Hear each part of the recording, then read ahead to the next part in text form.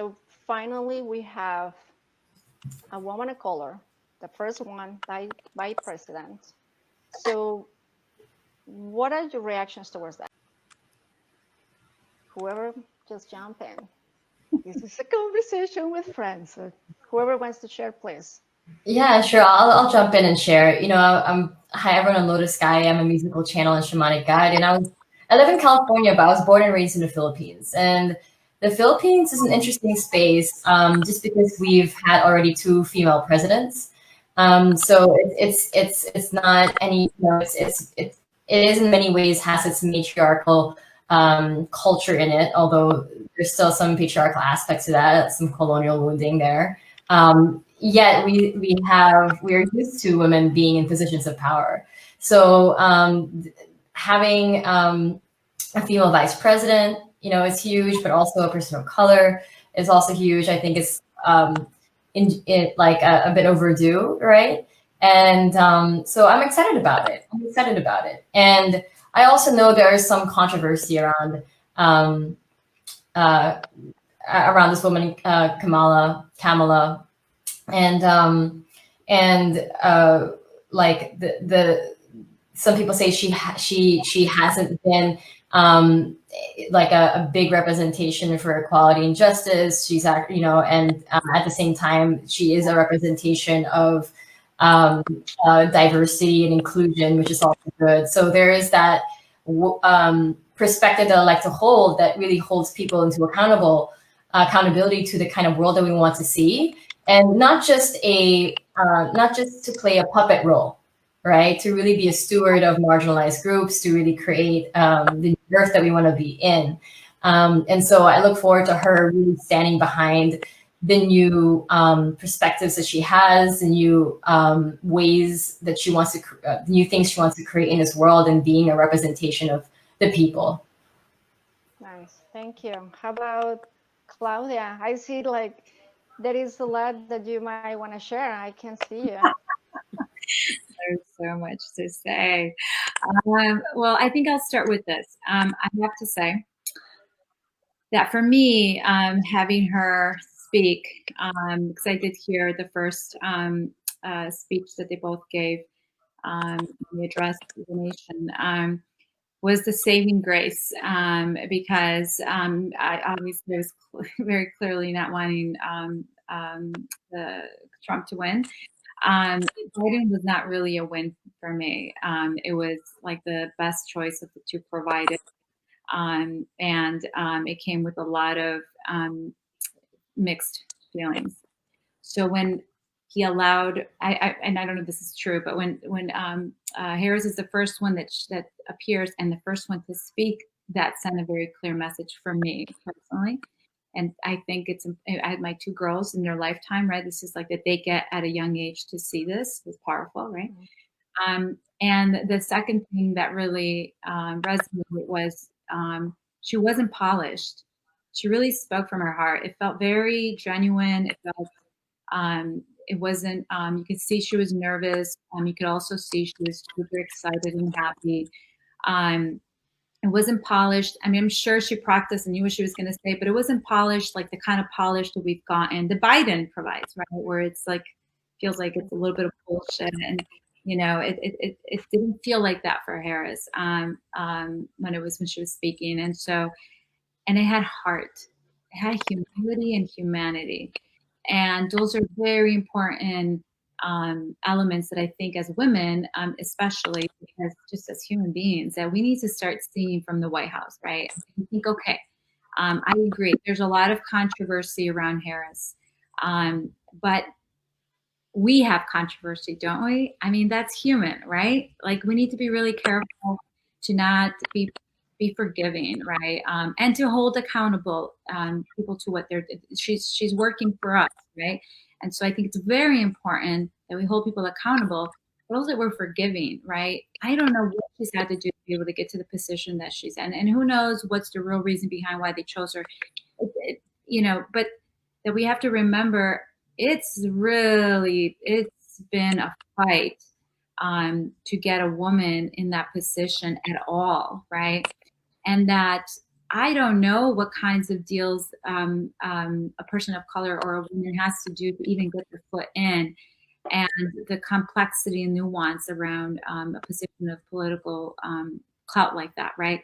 So I want to have, and as a woman, I want to take a circle approach with her, right? And I want to include myself in that circle. And that my grandmother used to say, "Todos tenemos cola que nos pisan," we have tails. And so recognizing that she's human first. And I want to see her and hold her accountable the same way I would hold myself accountable, and have compassion in the same way that I wouldn't want anybody looking at my life with a microscope. That would not be fair, and no one has a right to do that. And so I don't want to do that to her, but at the same time, like I said, hold her accountable. But I'm excited as much as we can be with the situation. Thank you. Thank you for saying that. Sam, thank you so much for joining us. I know you are an installation. Yes, So thank you. Sure. So I second so much of this information about holding her as Kamala as a whole. There's so much hope, and I think for me, so much relief in finally seeing this shift. And at the same time, and looking at that connection and that whole, is that this is not just resting on her shoulders, but holding accountable everyone who's involved. Yeah. And, you know, ensuring that that transformation really, really does happen, and the connection to, you know, all of us as a nation, and that disconnection stops happening, where it's disconnected about what's happening, you know, in the Capitol, and legislation is disconnected from the people that, you know, they're supposed to be serving. And that's my hope. And I mean, as I'm so excited, and, you know, at the same time, I don't have any added pressure to her in, you know, needing to represent any more than who she is at this point in her journey and her story. And yeah, hopeful. Thank you. Thank you. Sam. Yeah, definitely excitement for sure. I mean, it's long overdue, right? To have a woman, to have a person of color in this position. But at the same time, you know, similar to what we saw with Barack, they're in a system, you know, a system that's been functioning in the way it's been functioning for many, many years. So similar to what Janita said, you know, definitely don't want us to put too much pressure on her, but I'm really curious to see how the public, I guess, responds with having a woman and a woman of color in this office. So for so long, the leadership of our country has been white men. And I'm just really curious to see how just that presence changes and impacts other decision makers that are within our country, and, you know, within our own companies and our own communities. Thank you. Thank you for saying that. So as I hear you, you know, it's the excitement. Finally, we have somebody who represents us, a woman of color, and connected with her heart. That is the feminine energy that has nothing to do with gender. That started kind of really growing. It started really tapping into different ways.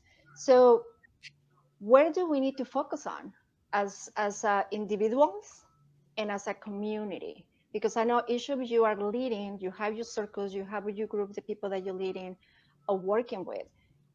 Where do we need to focus on? I mean, I'll jump in. I'll go first. For me, it's a lot of visibility. You know, as an artist, that's what I paint about: representation, visibility, celebrating who we are, what we're about. And I think if there was a challenge to do that before, maybe this will help to, you know, lighten that a little bit. The more women and people of color that we do get into higher offices and into powerful positions, I think the easier it does make for the rest of us who are trying to take that next step, or who are trying to get into some of these positions that we've never been in before. So I think for me in particular, it's about, you know, continuing to celebrate and to continue to put that visibility out there. I know in the last chat we had, we talked about 𝗪𝗡 and creating work around him. And I was like, you know, we don't need to do that. We don't need to continue to create work or give more visibility to that, you know, particular person or anybody that follows his mindset or, you know, his practices. But I think in the creative realm, in the art world, just continuing to make sure that the visibility is there. And when people do get into positions like this, like, we're going above and beyond to celebrate them. I've seen a lot of women and people of color take positions within the arts world recently. And a lot of it probably does have a lot to do with where we're at and what we're dealing with. People are finally starting to step up and open those positions and make those opportunities available. Regardless of that, I just think, you know, we need to make sure we're celebrating them and sharing and, you know, making sure that everyone knows, you know, this is happening, whether it's on a small level or a big level, like the vice presidency. Thank you, Sam. I agree. Piggyback on that, if that's okay. Well, for me, the focus is love. And what I mean by that is, you know, we're acknowledging, for me, that we're coming out of, or crawling out of, maybe a culture of hate and violence and oppression and systems that they don't seem to care about humanity. They care about the bottom line, right? And so for me, the focus is on drowning that out by creating the opposite, or maybe not the opposite, but creating, it's not in relation to that, but creating love, right? For me. And not the romantic type, although that too, right? But the radical, wild nature of love, right? That both honors the cycles of birth, life, and death, and, you know, and creation and chaos before creation can happen. As artists, we know that is, you know, being able to be comfortable with the chaos and the mess and let the form come from that. And so I think it's important that love also includes celebrating the big and the small wins. And I think it's absolutely, for those of us that can and that want to, that, you know, we might not be the vice president, but we are leaders in our own lives, and we have to be visible for those of us that can. I make it my responsibility to be visible. And yes, you know, I have clear boundaries as to what I don't want to share, but I share more than where I'm comfortable, because I have so many in my own personal family space, you know, as a lesbian, Latina, Indigenous woman.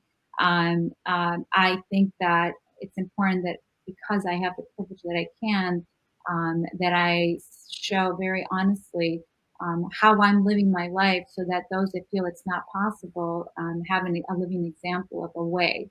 And especially because I'm honest about the trauma and the systems I've had to break out of, the bondage of this power over stuff and domestic violence and all kinds of stuff that I had to learn and grow out of, right, and come out of. And so I think that we can't not count on a vice president or president to change the world for us, right? And we have a lot of power when we just focus on our own lives. And in my, you know, just even taking care of my own body has an impact on, there's no separation, and the sisters around me, right? And the community around me, how I carry myself, how I give myself permission to be loud and to be quiet and to have fun and to dance and to not follow all the rules and to come up with my own rules and, you know, all those things, right? Just be me, to be unapologetic and to be visible, with a clear intention of creating love, and also understanding that I don't always know what that is, but I'm learning and I'm curious and I'm showing up.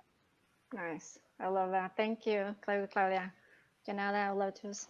Yeah, I love what you all are sharing, and what's really present for me is, yeah, I share with my community, like, these leaders that we elect, we get to hold accountable and also understand that they're not our saviors. And what's really present, particularly for me, what I'm really feeling strongly and very excited about, is our shift in energetic dynamic around oppression and into reclamation.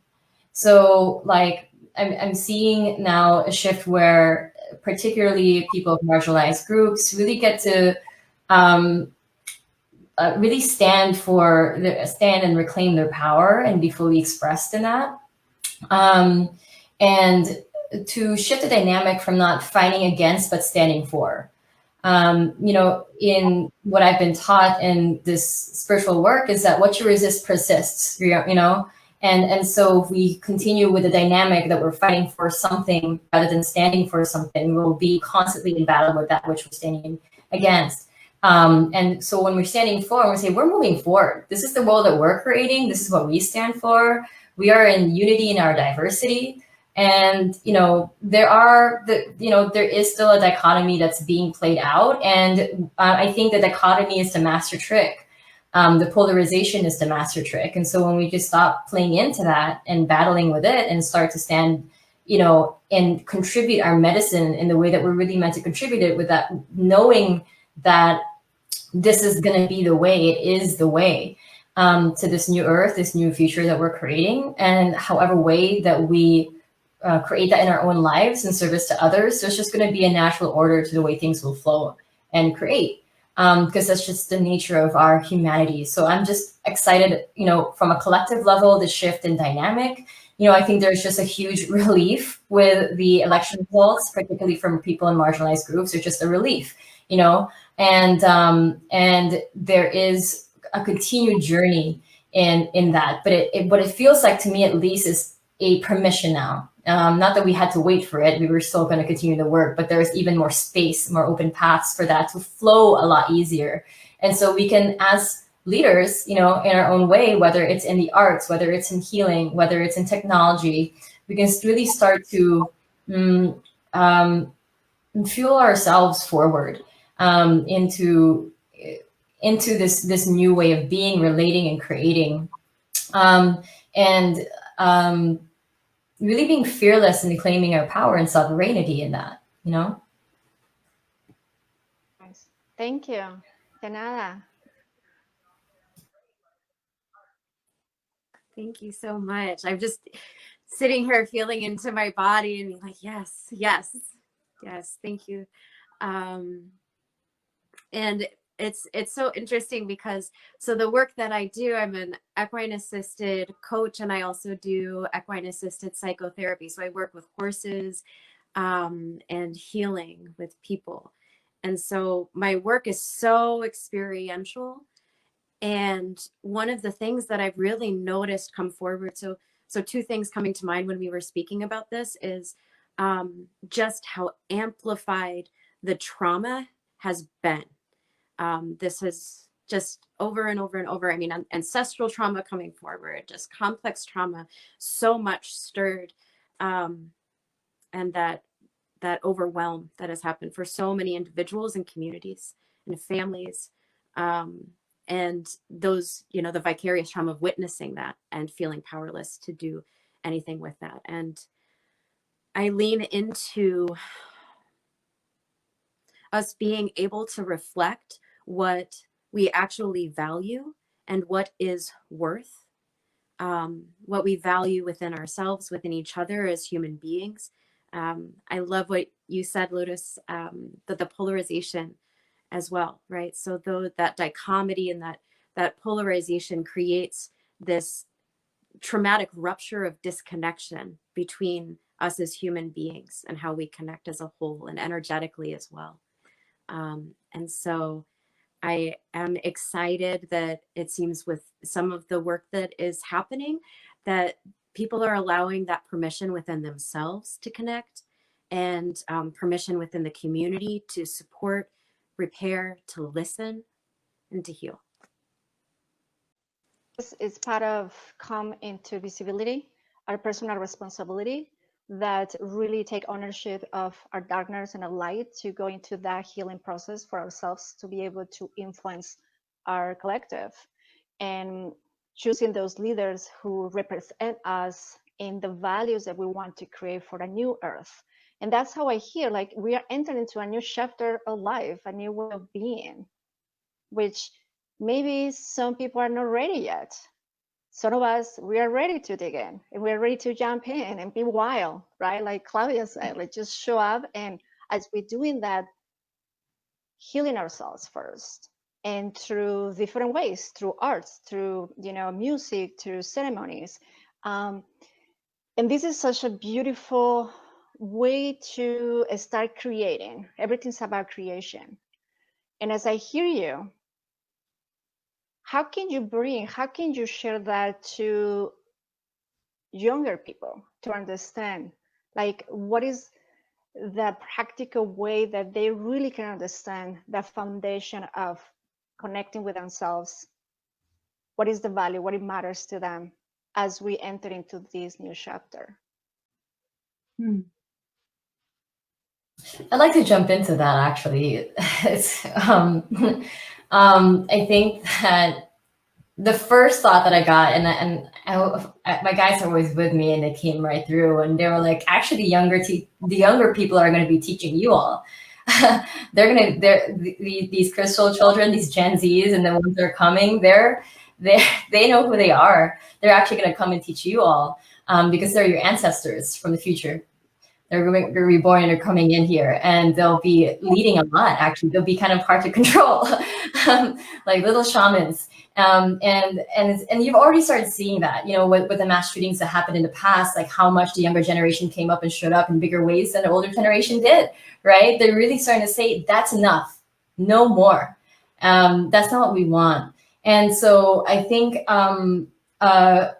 it's so important for leaders who are here holding a good vibration, right, to share their voice in a big way, so that they don't feel alone in what they're creating, and also that they're influenced in a good way by us, and knowing that this work has been going on. You know, that there's beautiful art that's created, there are beautiful songs that are created, there are beautiful circles that are being created, there's beautiful literature and voices and gatherings just like this one that we have right here that speaks to this new energy. That's one of the reasons for me in particular, like I'm a pretty, you know, prior to getting into the work that I do today, getting to spiritual entrepreneurship, I was very recluse, you know, and hiding, you know, and just, this is enough, this is fine. But I've stepped out and done a lot of these interviews and shared a lot of my voice and showed up more on social media, even being a private person that I am, because I know how important it is to amplify these energies out to the world. And we're so lucky to have the technology and utilizing technology for the good. And so I think this is at least something that I'm owning within myself, something I'm encouraging with the people that I work with, is to share your voice about what you stand for in the earth, because there are people that are listening, especially the younger people that are listening. And so when we amplify our voice, it will only support them in what they believe in. And I think there's also an equal exchange there. I think they will bring a new, fresh energy to us, a new way and new perspectives, and that they truly are the future. And so I'm really excited about our prior ancestors coming through as little children and also leading, and for us to be in support of that, because they are the future leaders. Thank you. I like to piggyback on that. I think we need to be very conscious of a few things. One, you're right. I mean, I have two young girls, and when I hear them talk, I'm like, yes, right? They get it. But we also have to look back to what we've learned about trauma and the effects of making someone take responsibility before they know what responsibility is, because then it's not responsibility, it's survival. And one of the shadow parts of the new age, of the Aquarian age, and of these brilliant minds, and I'm Aquarius rising, so I have a lot of those, like, is disembodiment. And disembodiment is a problem. And also, you can only go as high or as far ahead as you can root. And, you know, there's one of my favorite quotes from Nietzsche is, for the trees that want to reach the heaven, they have to root into hell. And so we have to remember the wisdom of the older women. We have to go back to that tradition of looking for guidance and maybe even nurturance. And maybe not, I like my girls, they know things about technology that I don't have the energy or the patience to sit and try to figure out. And I lean on them for that, right? But they don't know about things that I've learned because of my experience, because of the lived experience I've had. Wisdom is only gained through experience. And so in the traditional spaces in the old days of the ancestors, there was always the grandmothers and the grandfathers, and they were very much connected with the youth. Actually, the mothers and fathers were the ones that were busy tending and doing things, and it was the grandparents and the children that had that connection, because there was such the understanding of the importance of experience that's rooted and having lived, and how important it is to ground the future and to offer information that's in the body from the past, so that from that seed, that they're going to do their own digestion and work and weave it into the information that they have that is theirs for the future. And so I do think we need to be careful with this information age of so much that's easily found on Google or on internet, and at the same time, when there's still a lot of gaslighting, there's a lot of people who claim to know things before they actually have experience with things. There's a confusion into reading something and thinking you're ready to do something, and forgetting that we get good at something through practice. Yes, showing up, mentoring. I'm surrounded by women that are older than me, women that are my age, and I rely on them to guide me, to keep me in check, for checks and balances, right? That we can create all kinds of stories in our minds and think it's true, but we have to check it and connect our bodies to it. So I think it's an interesting time. I think this is the beginning. I think we should be very grounded and stay in our bodies, walk slow and present and intentional, and be permissive to all the entanglements that we're going to get as we come forward and first bring down what's here, go to ground zero and rebuild. There's a lot of learning. There's a big learning curve in that, and that's okay. I think that's awesome. But we need to be careful to not put all the weight on the young ones, because they're ready, they want to, but we need to make sure that we're not going to continue the patterns of trauma where we step on those that seem strong and have information, so that we can stand, that we need to go into the circle and hold each other's hands. Nice. Cool. All right. I'm good. I appreciate everything that you both said. I agree. Love it. I believe in mentoring and reverse mentorship, so that we're learning from both ends and figuring out how do we not have a gap and bridge a gap if there is any, so that we can move forward together in a better way. So I appreciate what you both said.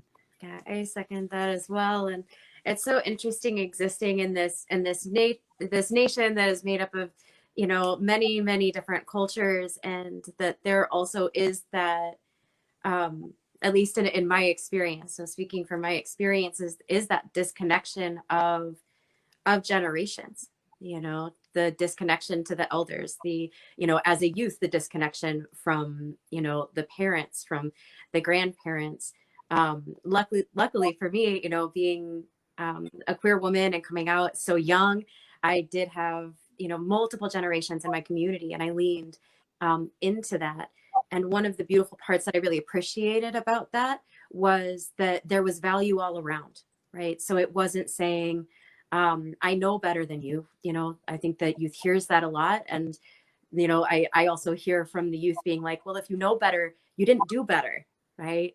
Like, do better. And so they're doing better, but I don't want the youth who are coming up to feel that they're alone, right? It's my responsibility to listen and to support. And by modeling that, to be welcomed in as well, to participate. And at the same time, through my own experience, I know how to take care of myself. I know how to, to take care of within a community and to do all of those things. So, to come forward from a place of love, of curiosity, of enthusiasm, of gratitude for everybody that is participating, and knowing that learning and that healing is the journey. It's not something that we're able to do before we do anything else, right? For us to be able to attend to that as part of the process is the transformation. Yeah. So.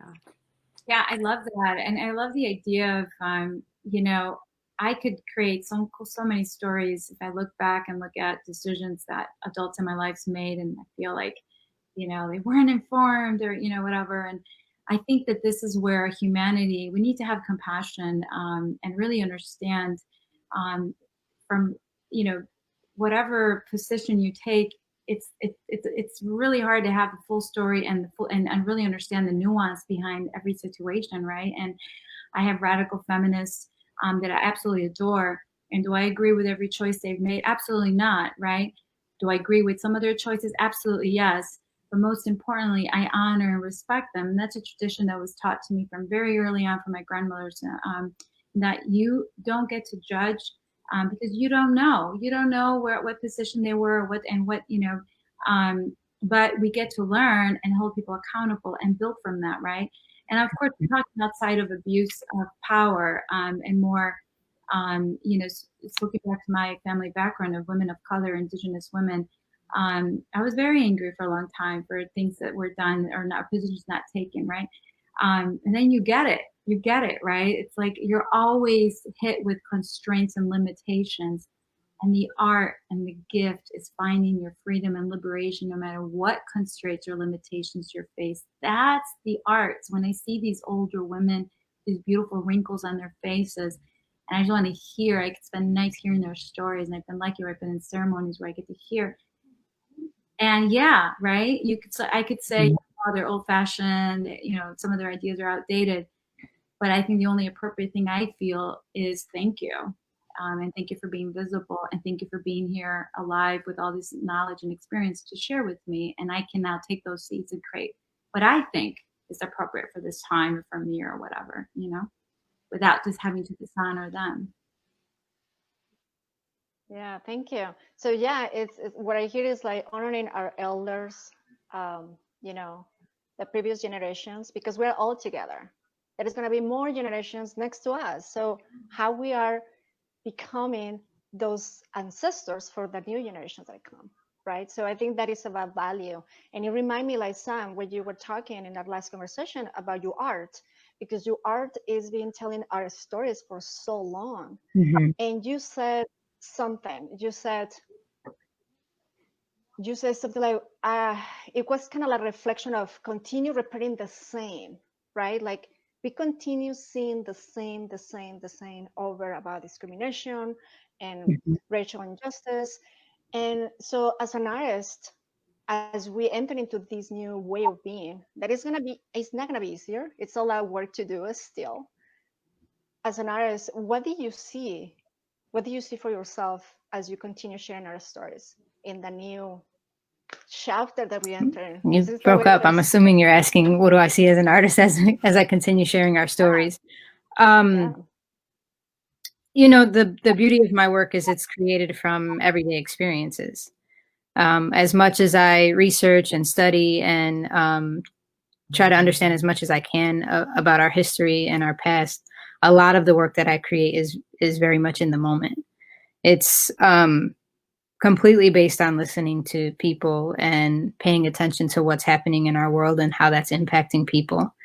And really just trying to figure out how do I create work that represents what would be best for our future. So I think that's probably the key part for me, is really trying to listen and pay attention to what's happening so that the work that I'm creating isn't only just documenting what we're going through right now, but is putting a idea of what could be that feels realistic and that feels inspiring in a way where youth and adults see it and can turn around and say, I'm going to do that. I'm going to make that move, or I'm going to make that change.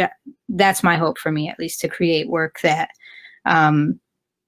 includes a little bit of what we're facing, but also a curiosity or a hope of, what could be in the very near future. You, as the healing work that you're doing, what do you see that is going to start changing as people start really opening their awareness or the consciousness of start healing themselves through the practice that you're doing?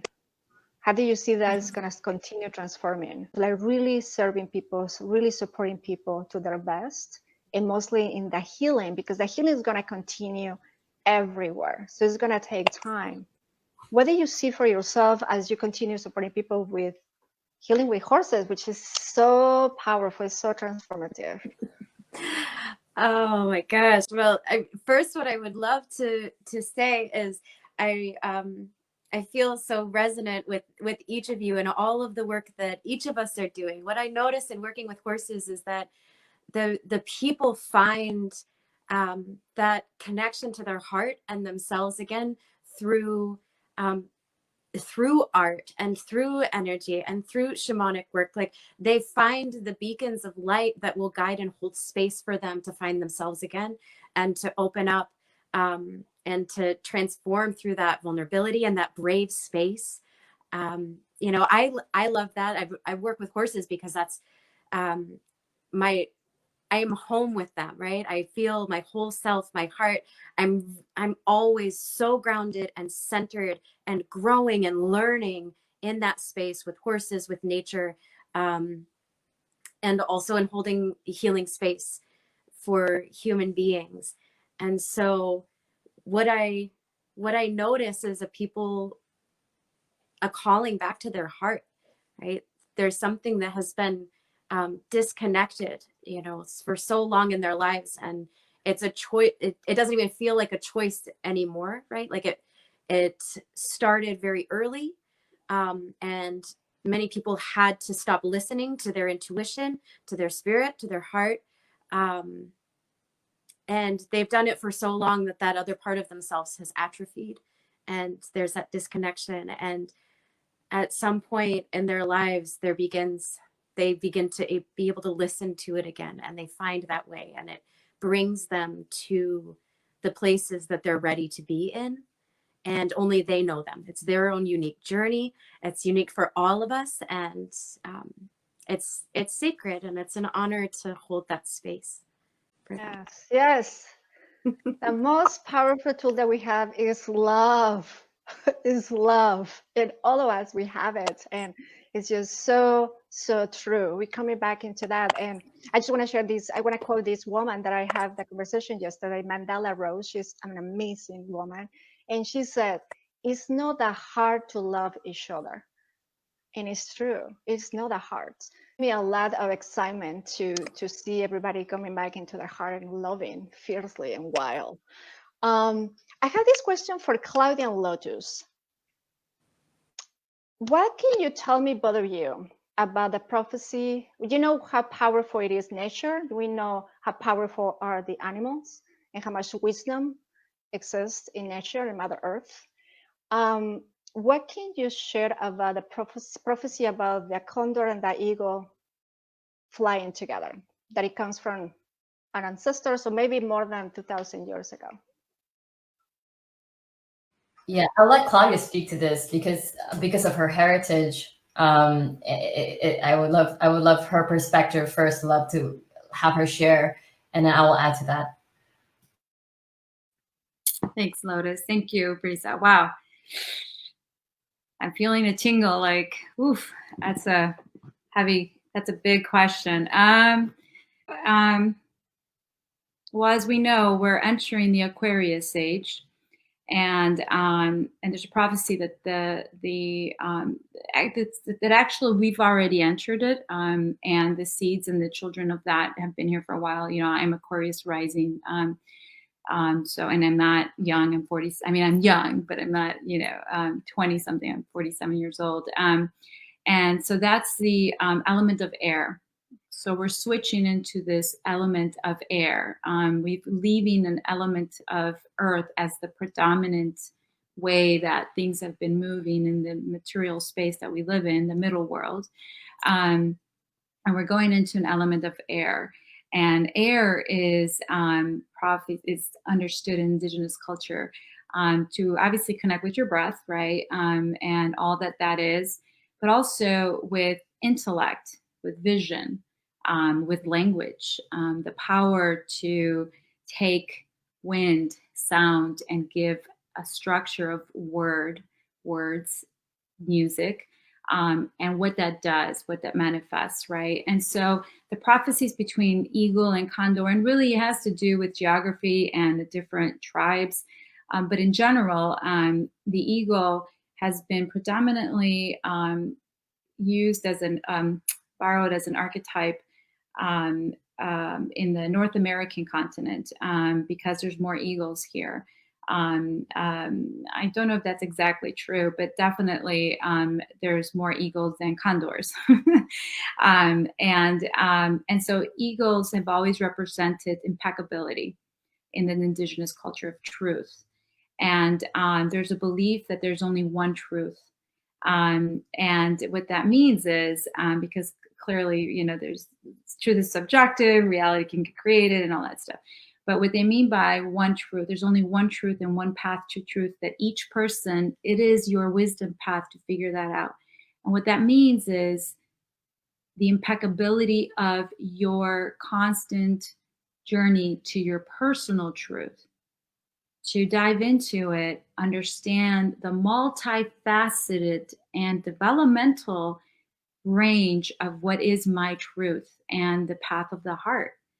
That when I speak, when I do, when I undo, that I'm coming from a place of vulnerable heart space that connects to all of humanity, that has integrity and humanity for myself, that there's no disconnection, that if I do something for someone else, but it dishonors my own integrity, humanity, then it's not the truth. That truth will honor both. There's no disconnection. And that is a life path, right? I mean, it's so easy to say, it's so easy to love if we really understand love, and yet that's the paradox, it's the complexity of it. The condor has shadow with it. So the condor have a little more experience. I like the eagle. I love the eagle. Eagle's medicines blessed me and is part of my work. Condor medicine as well. But condor, even if I just breathe and feel, like if I invite you in to just breathe in, I don't know if you've ever seen a condor and an eagle and the difference of that. Eagles are huge birds, but condors are much bigger and they reach higher heights, right? But they can also go low. And so the condor represents both, right? The shadow and the light, whereas the eagle traditionally has represented the more light side of humanity, of truth, this aspiration to go higher. The condor covers both. It's a tradition of having more of I won't say more, of the shadow and the light. The condor, they both also come with the teachings of perspective, of being able to go above and not lose sight of the bigger picture, but remembering that we have the power to zoom in, and that detail is important, but don't get lost in the detail. Zooming back out and seeing the majesty, the grandeur of all of life, right, is important. The bigger picture, not get lost in the minutia, but then up here too, you could get too broad stroke and forget the nurturing of the individual story. So these two birds are amazing teachers in that they teach the flexibility of zooming in and zooming out and being able to move effortlessly through those two polarities, right? And balance and find your truth in those two worlds. Also the condor has a prophecy, which is what we're living, we believe, some of us believe we're living right now, which is also part of Mexican, the winged serpent, of taking flight, of coming into our power where spirit embodies matter, or our soul, our bodies get prepared, balanced for our soul to enter, so that we have the ability to be more holistic in our approach. So we're no longer in bondage of this duality of good, bad, right, wrong, that we're understanding the nuance of things, right? And condor knows how to walk in the dark, in the shadow, knows where to find food, knows how to kill and hunt, and is a very skilled killer and hunter, as well as it knows the grace of the winds and how to protect the mountains. and teach us about the importance of clean water, clean air, taking care of the earth, and the importance of fire, passion, life. I hope I gave it Thank you, justice. Claudia. Yeah. So what I hear is like, in a language that people might understand. It's like coming to these two birds together to work together to a better humanity. It's the integration of the light and the darkness. It's the integration of the intuition and the assertiveness and creativity. That's what I feel. It's so powerful, and I do believe it that that's where we're entering right now. Lotus, for your practice, because I know you do music, you channel music, and what did you see as you continue supporting other people with Earth Warrior? That is exactly what we were talking about, to connect with ourselves, listen to our voices, and tap into our own inner wisdom that is unique for ourselves. And Yeah. this is the way that you've been doing and how you're supporting your people. Absolutely. And thank you for that share, Claudia. I'd also like to share quickly my perspective of what I've been taught around the 𝗪𝗀𝘀𝗃 prophecy. And it was, I believe, also was shared by the 𝗪𝗀𝗃 people in Peru, that the eagles of the north, you're correct, and the condors of the south, when they fly together, the world will return back to the earth, which I believe is this Earth Warrior way, this Earth Warrior awakening. And it's when the tribes of the North and South Americas start to recognize each other and work together. And we're already starting to see that. I'm connected very much with 𝗪𝗪𝘀𝗀𝗃, and they literally have these gatherings of multiple indigenous leaders all over the world, actually, to come together physically in the past, but now virtually, to teach and share these indigenous wisdom. So we're starting to have the greater awareness of these traditions. People are starting to talk about it more, have a greater awareness and protection for the earth, and listening to them, these ancient teachings. So I also consider it as what I've been taught is that the eagle is a masculine spirit and the condor is a feminine spirit. So as we fly together, we are in the balance of the masculine and feminine energies. I don't mean male, female, I mean yin yang. And so when we are in that balance of those two, then we are returning back into harmony within ourselves and with the earth. And so I connect this and answer your question around the Earth Warrior way. This is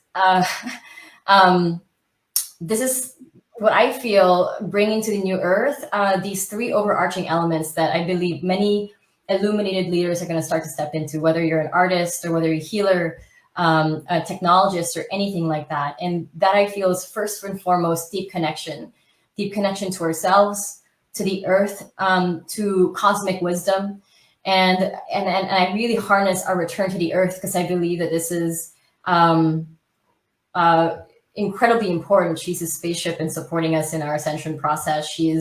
We are made of nature. We were born of her. And I think there was a disconnect there for a time because of many distractions, and now during this pause from this year and everything, a greater awareness of environmental protection and greater awareness of her wisdom, especially as these indigenous teachings are coming out of plant medicine, whether it's psychedelic or non-psychedelic, like the wisdom of the trees, the wisdom of the elements, like these are real things. And that's one of the things that I've really brought forth, these shamanic aspects, shamanic ways to bring back into modern life so that we are aware of how we live.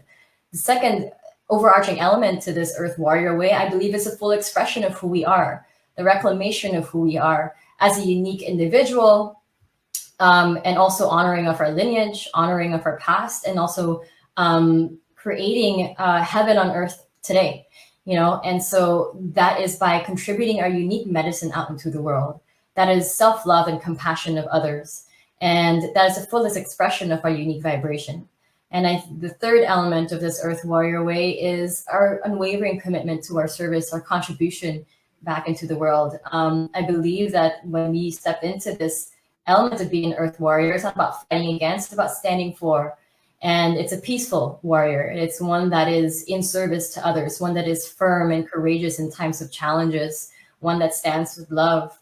And so this is something that I teach, and a lot of my students at the Earth Warrior School and my clients who are doing great things in healing and racial justice and in technology.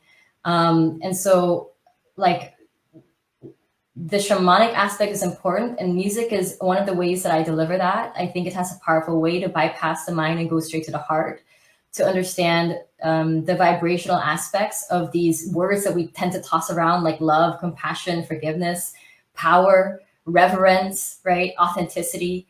I think for me, just because of my shamanic journey, I can hear the vibrations of these words, and I can hear them in nature. So a lot of my work is transcribing a lot of those songs that I hear in nature and bringing them out to the world so they remember. I think music is a really powerful medicine to not only heal us on an energetic level, but also on a physical level, and bring us back to our hearts and unite us in that way. You know, that we are the children of the rainbow. You know, we are earth, heart, consciousness.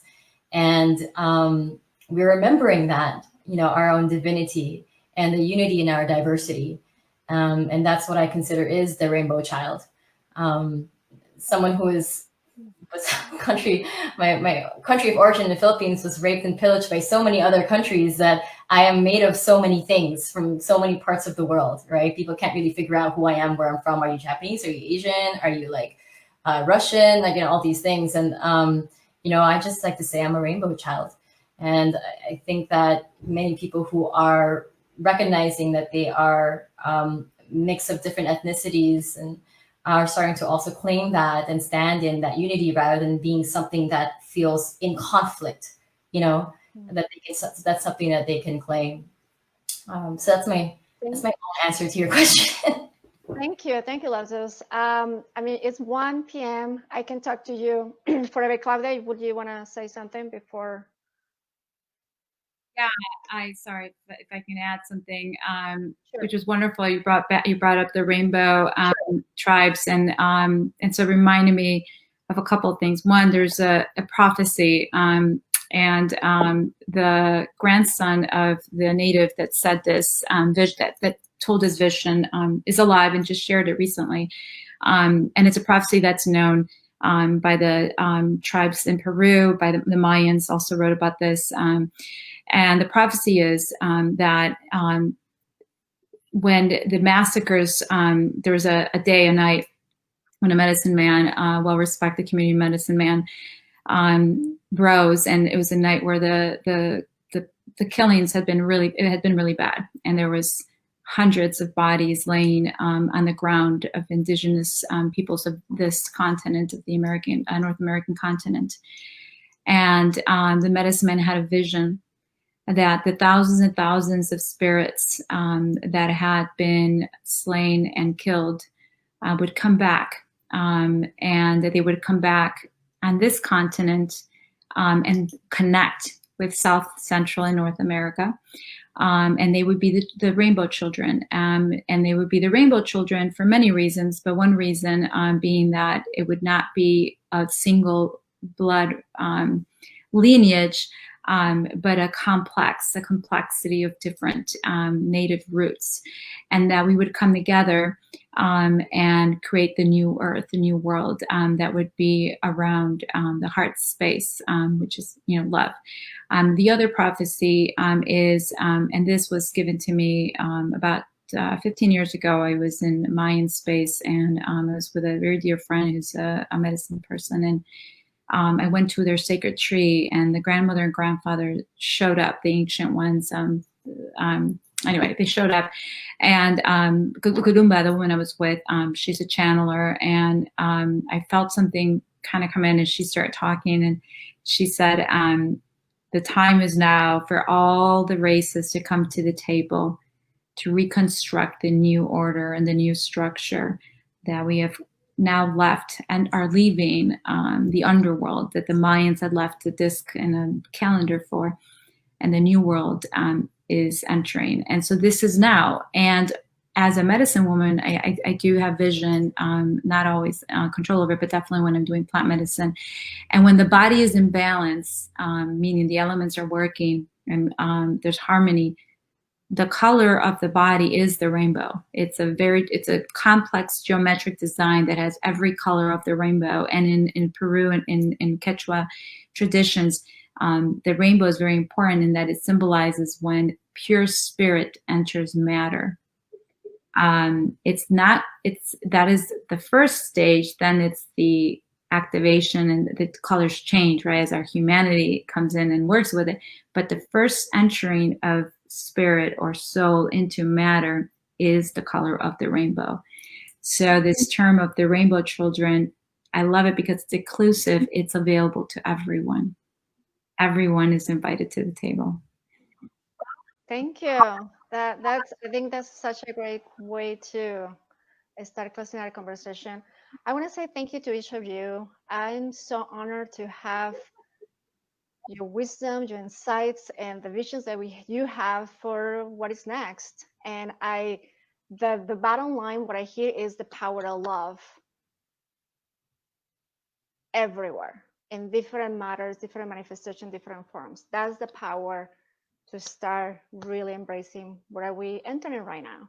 And I want to say thank you to each of you. We're going to close today with Lotus Guy music. And before that, as she's getting ready, I would like each of you tell me just one word that you take with you today.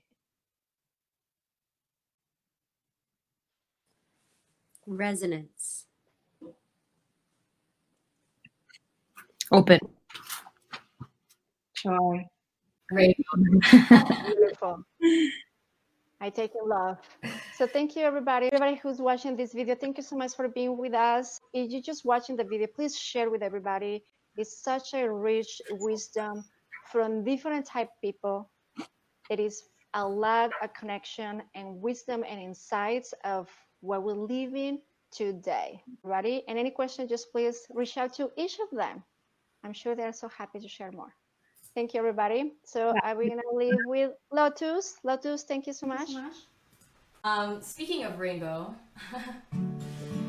I wrote this song a few years ago, actually for Queer Pride, singing it in the Dolores Park, historical Dolores Park in San Francisco. But as I sing it more, I realize that it actually belongs to everyone, and it is a speaking of our own reclamation and for us to show our colors. O ina, very ganda ang iyong mga mata. O ina, very ganda ang iyong mga mata. O ina, very ganda ang iyong mga mata. O ina, very ganda ang iyong mga mata. That's a Filipino chant, and it means Mother